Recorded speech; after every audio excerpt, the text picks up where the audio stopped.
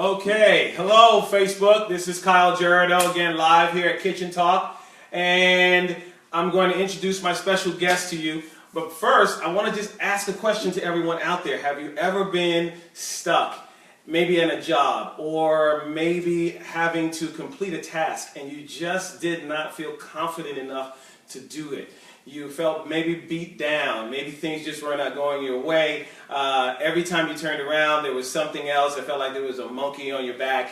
Well, today we have our guest speaker is Todd Thomas, and he is the author of Tired of Having It But Not Using It. Tired of having it but not using it. And it's all about building self-confidence. Todd is an author, and he is a motivational speaker. And today he's just going to talk to us about his particular book and basically how he started. Okay, so stick with us. Todd, thanks a lot for coming. Thanks for having me. This is great. This is great. And I should let you know that most of the time when I talk about that book, I call it the It Factor Action Guide. Okay. Even more than I do by the title that's at the top. Yeah, the title that's at the top was a realization I came to where I was like, man, I'm tired of having it, that It Factor, and not using it. Right, right. And you know, when I read that title as well, I thought about it. I read it like 3 times. I said, tired of having it. Oh, okay, I get it. I get it. That's one of the reasons why I often say, hey, it's the It Factor Action Guide. Right. It's the It Factor Action Guide. And in this It Factor Guide, you give us 8 secrets to kicking your it into gear. I kind of laughed at that as well because the first thing that came to my mind was kicking your butt into gear. Right. And so, but that's what it is doing too. It's kicking that it in. It's bringing that thing that's inside of you, and you're having to motivate that, right? Right. Well, we all have it. You know, the famous Olympic sprinter Wilma Rudolph once said that the potential for greatness lives in each one of us. Right. And that being true, and I believe it's empirically true for anyone and everyone, you couldn't put someone in front of me and say, does this person have untapped potential? I don't care where you find them. Right. And my answer would be, of course they do. Good. And it's about getting that potential and getting it out. Getting it out. Yeah. That's wonderful. So we're going to talk a little bit about that. But first, as I do with all my guests, I want to talk about how did this come about? You have this book here. You weren't always an author. You weren't always a motivational speaker. So take us back a little bit to the beginning of this, the conception. How far back do you want me to go? Because what kicked it off? What made the light bulb go off? And you said, hey, there are people out there that I really need to provide this for. I need to put this in the hands of people to use as a tool.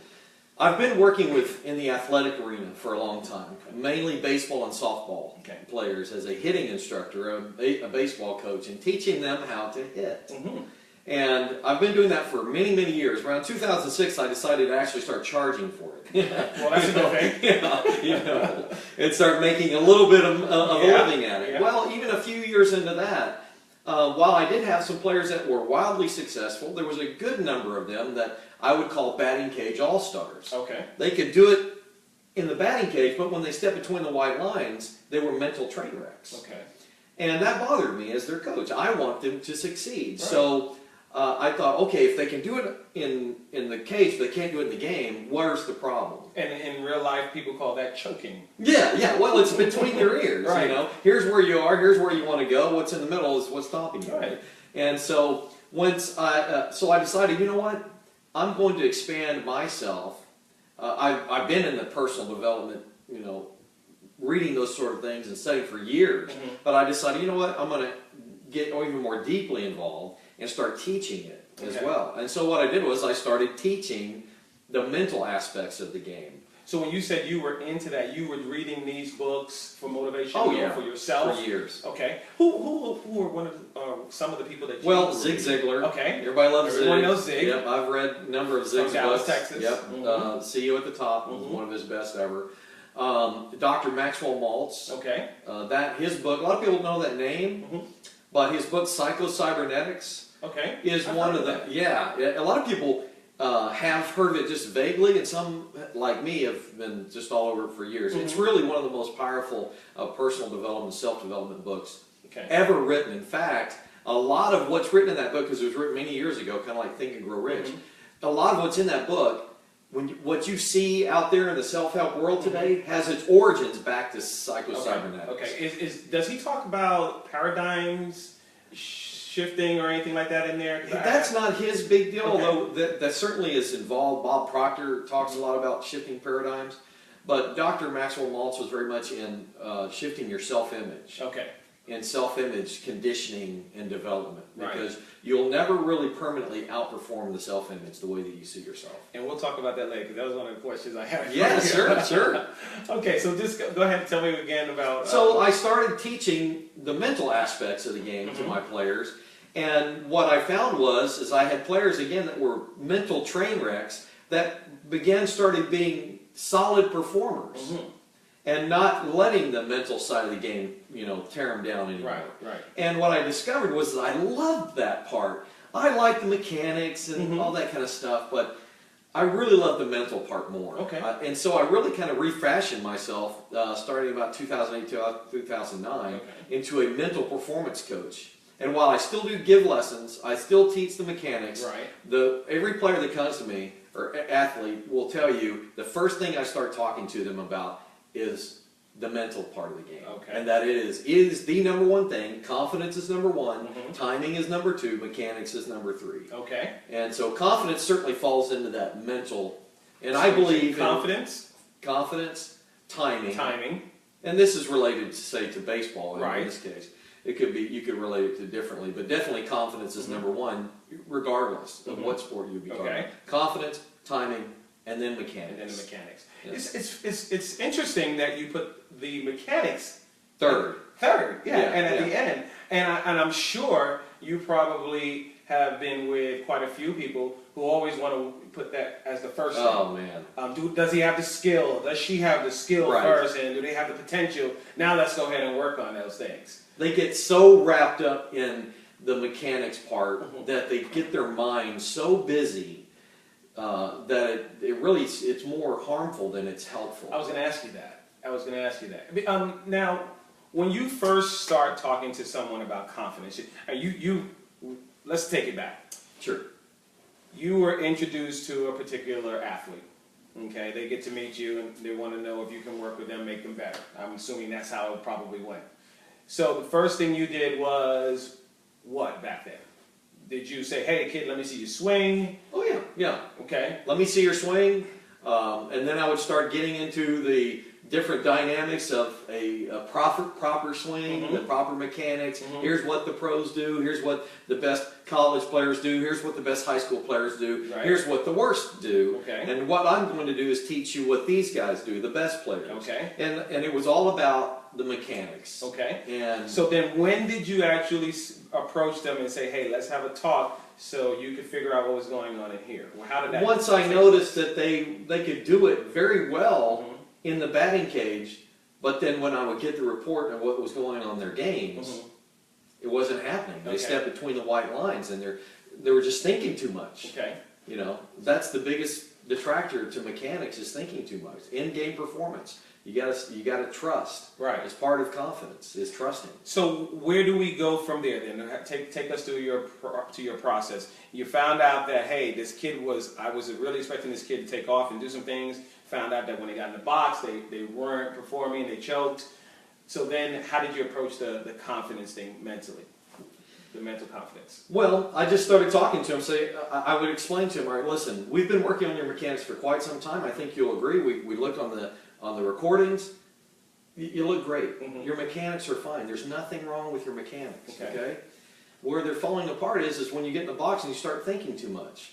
And that's hurting your confidence. And so I would explain to him, listen, confidence is number one. It is the number one thing to being a productive player, or productive in life in general. I said, then timing comes into effect. That's extremely important. I mean, you can have the perfect swing, but if you're here, but the ball's still out there, it's not going to do any good. You got to be on time. So confidence, timing. But then I just really explained to him why confidence was so important. And what it meant to be confident. It's interesting when you think about confidence. And we are relating a lot to my athletic, teaching and endeavors, but this applies to anything in life. That's how my book actually started. I'll come back to that in a second, but my book started out as a mental performance book specifically for athletes. But as I was writing it, people that were consulting with me on everything, said, you know, what you're teaching can apply to everything. Right. You ought to make your message more broad. And I thought, you know what, that's what I want to do. Yeah. Because I know there's other people out there Exactly. than just, you know, athletes. So anyway, so I would talk to them about confidence and how they've got to understand what confidence is. It's interesting. Confidence has two definitions, essentially. The one that's predominant that most people think of, they consciously or subconsciously, is confidence is a feeling of certainty or assurance. Okay. Okay? The other definition of confidence is an action or an act of trust or reliance. Okay. Definition number one is the way the world thinks about confidence and the way that they try to apply it. They've got to feel confident. Right. It's nice to feel confident, don't get me wrong. It's great to feel confident. Sure. But the other definition of confidence is an act of trust or reliance. We're acting in the trusting in our abilities and relying on ourselves to do what we've been trained to do. Right. And so what I tell players, the actions of confidence come first, and the feelings of confidence come later. That's all right. Yeah, yeah. And sometimes people, go ahead. No, I was going to say, are the actions built on, or are the actions built off the mechanics? And what I mean by the mechanics, not the mechanics of actually doing it, but the pre-work, of training or studying. Well, I call it practicing. the process. The process. Okay. Yeah, What's the process. Focusing on the process and not the outcome. Okay. Because you know, just baseball in general, as you know, the best in the world, 3 out of 10 times they succeed, and 7 out of 10 they fail. That's correct. You know, that's correct. And if you are successful 2 out of 10, you're really bad, and only one more 3 out of 10, and you're a Hall of Famer. Right, right. So it's a fairly fine line, but it's the focusing on the process and not the outcome. And so the first thing I would do is I would start telling them, all right, we got to let's build your pre at bat routine. It starts in the dugout. You're sitting on the bench. You're watching the player. You're what I call humming with them. It's a technique I teach, is to hum, to work on their timing. You start doing some mental at bats while you're sitting there. Then when you go to the doorway of the dugout, I show my players, here's a way you can stand, a scientifically proven way where you can stand that raises your testosterone level by 25%. Wow. It's called a power pose. And you can Google that, you can see it on YouTube, but they'll stand in a certain very confident way. It's not anything that would draw attention. Right. They're just standing there. So they're building their confidence through science and just in what I call a power pose. And then when they go on the on-deck circle, they're to carry themselves confidently. And then I tell them, walk to the plate like you own the joint. Right. You know, you own the place. You know, carry the bag by the barrel, don't you know? And walk up there like you own the place. Yeah, confidence does has its own swagger. That's for sure. You were saying how when you started this, you were talking about some people that you were consulting with. We're saying, hey, this really needs to be more broad and affect everyone. Just as you were coming through the door, we were talking a little bit, I shared a little bit with you. One of the things I remember about my career in corporate America was that you were only as good as what you did yesterday. So today was a whole new day, required a whole lot more of you. So let's switch this. Let's put this into the work environment. You have the average guy or lady that's out there working today. They feel defeated right now. How does your book help them? Because they know they have it, but apparently they're not using it, or apparently it's not being very successful for them. Or it's not sticking. It's not sticking, right? You know, that confidence that sticks that we were talking about. Well, one of the things that, and I struggled with this, I struggled big time. A lot of people look at me and they think, oh, it's always been easy for him. Right. You know, he's always been confident. That's not the case at all. For most of my adult life, I felt like a failure. Yeah. My mind would constantly beat me up, telling me I'm not good enough, I'm not talented enough, I'm not smart enough. And, you know, I got a gentle reality check from a young lady that I met one time at a meeting and she said to me, Todd, you have that it factor. You're going to do great things. And it kind of hit me at that moment. I thought, you know, I've heard praise similar to that before. Right. Why am I not using it? Exactly. And that was kind of where it started to go there. And so you have people that struggle like I was, and I still have those thoughts still pop up. But I know how to deal with them now. You see, And that's what I help people with, is I teach them how to, what I call disconnect from your thoughts. Right. We're all going to have, I believe, I'm a positive guy, I'm an optimistic guy, but I also know that regardless of how much we try to think positive and try to be optimistic, those negative thoughts will still come back from time to time. Right. It's just the way our brain works. Right. When you reveal a flaw that you have, or you have a fault, or you fail, you trip up, your mind's going to remind you, see, I told you, exactly. told you weren't very good at this or whatever. Exactly. But I know how to deal with that now. Again, I help people learn how to disconnect from their thoughts. And that's the thing I think that people are struggling with mostly out there that you're referring to, is on a day-to-day basis, they're struggling with those thoughts of, I'm not good enough. I'm not meeting my quota. What's wrong with me? Right. And your mind is beating yourself up, and you have to kind of learn how to let those thoughts come and go like passing cars, because they're going to be there regardless of how positive you try to be. Now, when you're feeling great and things are going great, you're feeling positive, they're probably in the background and you're not even hearing them. But the moment you don't hit that quota, right, or you trip up, you make a mistake, like we all do, and we all have failures. Yeah. Every day. Then your mind, if you don't know how to handle it, it's going to pop up and say, "Hey, see, I told you." So on your website, you sent me a link to it. You introduce a webinar, and in that webinar, I think you go over like 5 points. Can you quickly hit those 5 points for us and give us some? We've talked a little bit about one. Is the first thing we do is we kind of define confidence and why you want to have it. It'd be great to have confidence, but you don't want it just to have for the sake of having it. Right. You want it for a purpose, to meet that quota, or to right. feel better about yourself on a daily basis. So you know why you want confidence and what confidence is. We talked about the confidence, feelings of confidence come after the actions. Right. Also, confidence is not the absence of fear. It is not the absence of fear, and neither is courage, by the way. Explain that one. Okay. The law of polarity says, for everything there must be an opposite. Right. Up, down, in, out, positive, negative. Have you ever seen a battery that only had a plus on it? No, I haven't. Yeah, they have to have the negative or it won't work. Right, right. We're the same way. I mean, even the atoms that we're made of have protons and electrons, negative and positive charge. It's the law of nature. There's going to be positive and negative. It's interesting. And so when you think of that, confidence would say be the positive, and fear might, in typical terms, is thought of as a negative, although I have other thoughts on that. But so you have your positive and negative. Well, you can't have one without the other. If someone tells me, I don't have any, there's nothing I'm afraid of. One, that's not possible for one, because we're built with a fight or flight response. We're created that way. But I would then say to them, well, then you can never display courage. How can you display courage if there's nothing to be afraid of? I've heard it said the other, an opposite way. Yeah. Not too long ago, actually, someone said, and it was in a movie, but it was very profound. Yeah. The person said, "Oh, I don't have any fear of anything," and the guy said, "A man without fear is a fool." And I thought about that for a minute. And I was like, "Wow."